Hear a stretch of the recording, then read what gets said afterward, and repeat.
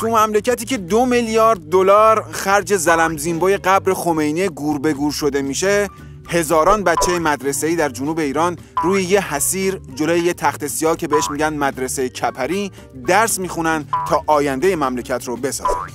حالا روزنامه حکومتی همشهری نوشته که از این مدارس کپری جنوب کشور میشه به عنوان جاذبه گردشگری استفاده کرد و درآمدزایی داشت.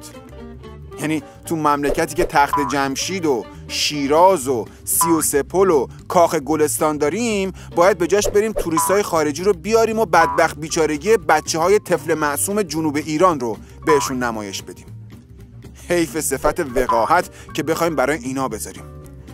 به جای اینکه مقاله بنویسن و راهکار بدن که چطور مسئولین مفخور نظام مقدس باید به داد مدارس کپری برسن و اون بچه‌ها رو از اون وضعیت اسفبار رها کنن، به جاش راهکار میدن که فلاکت‌های مردم رو موزه کنیم که بقیه تماشاش کنن و از این نمایش پول در بیاریم. آقا از همین تریبون عرض میکنم خدمتتون که برین اون مقام و عظماتون رو جاذبه گردشگری کنین.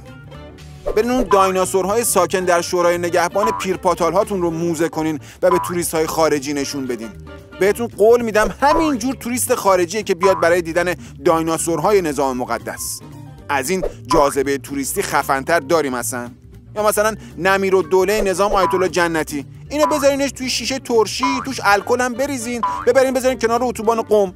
بهتون قول میدم به یکی از جاذبه‌های گردشگری خیلی پرطرفدار تبدیل میشه. بالاخره خب چرخ گردشگری باید بچرخه دیگه. اگه این کار رو بکنید یه جوری توریست میریزه واسه دیدن این صحنه‌ها که درآمد گردشگری کشور از درآمد تولید و صادرات نفت هم میزنه بالاتر. قول میدم، قول مردونه.